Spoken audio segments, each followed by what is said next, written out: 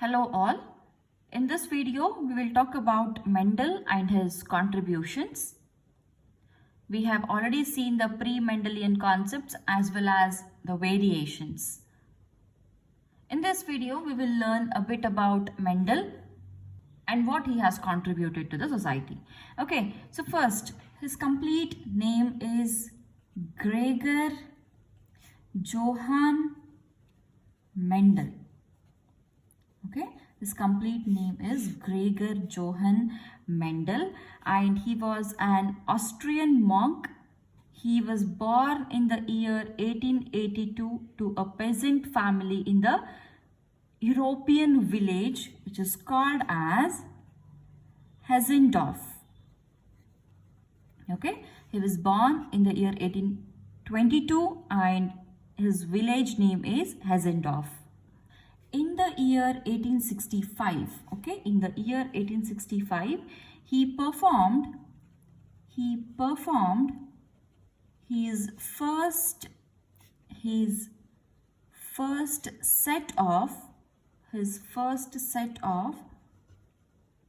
hybridization, okay, his first set of hybridization experiments. So in the year 1865 he started his experiments, and this lasted up to 1868.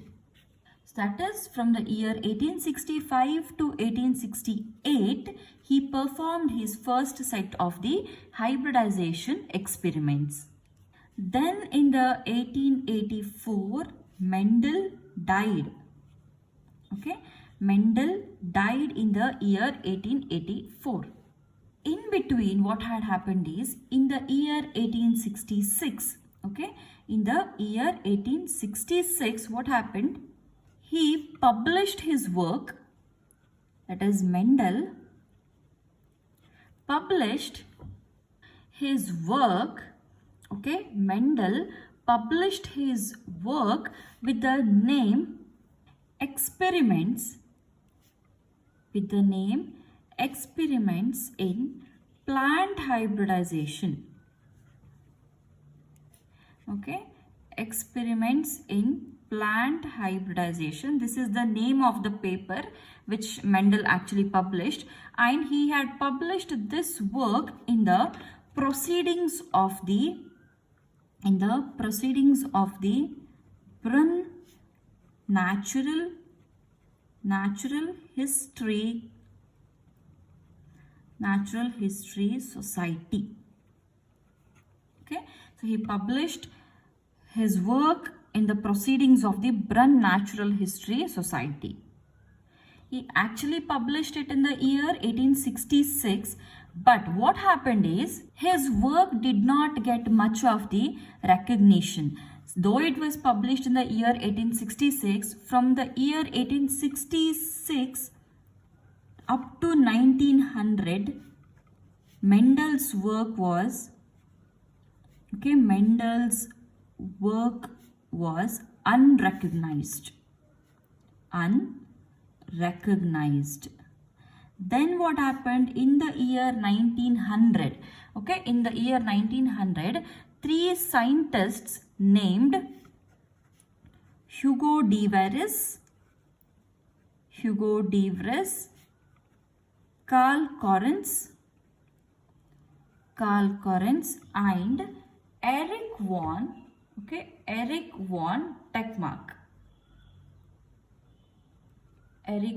Teckmark. So they rediscovered Mendel's work. See, I'll repeat it again. In the year 1866, he published his work here, isn't it? So once he published his work was not recognized much. So it remained as it is, without any appreciation or without any recognition. Then in the year 1900, what happened? These three scientists, that is Hugo de Vries, Carl Correns and Erich von Teckmark, so they rediscovered the Mendel's work separately. In their own countries, they were working on the same experiments, and they found these results which were already published by Mendel in the year 1866. So, what were the reasons or why actually Mendel's work remained unrecognized? So, there are few reasons. Okay, we'll see why Mendel's work remain unrecognized. So very first reason here is lack of communication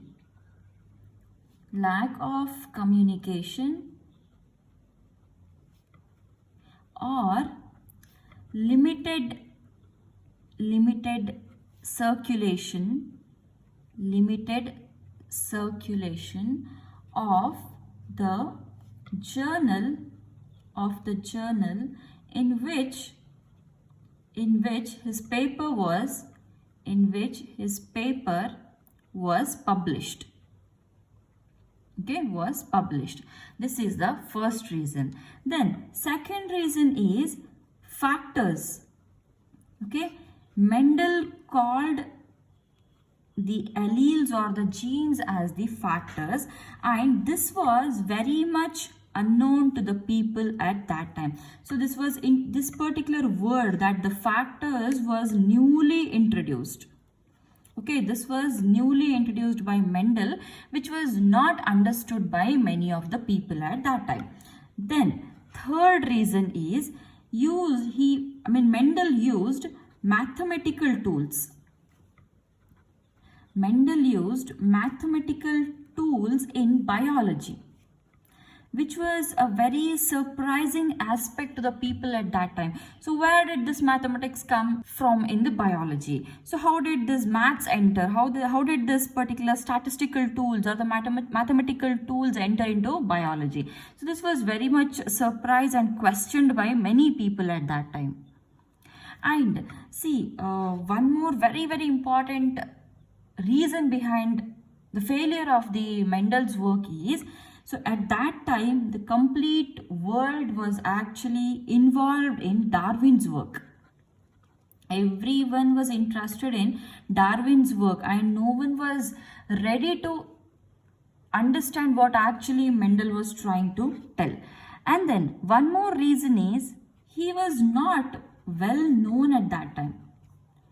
Okay, he was not well known. So these were the reasons why actually Mendel's work remained unrecognized.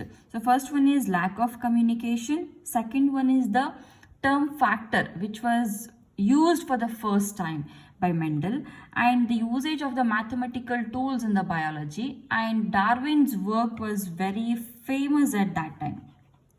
It was very famous at that time and he was not well known. So these were the reasons why his work remained unrecognized. Then along with Mendel, there were many other people who were also working on the same type of experiments, but they were not successful, whereas only Mendel was successful. So what is the reason that only Mendel was successful? So we will see few reasons for that also.